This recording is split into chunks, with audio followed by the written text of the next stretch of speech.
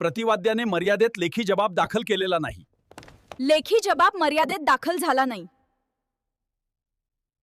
दिवाणी प्रकरणांच्या बाबतीमध्ये आपल्याला एखादी न्यायालयाची नोटीस येते.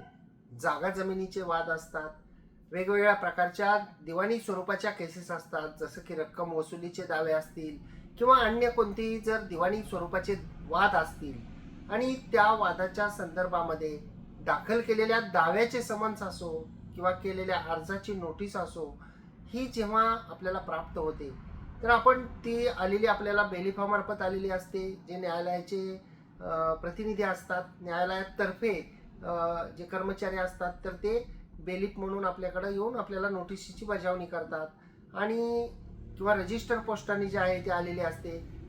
तर ती नोटीस जेव्हा आपण पाहतो उघडून, त्यावेळी आपल्या असं लक्षात येतं की या नोटीशीमध्ये तारीख तर लगेचच उद्याची दिलेली आहे,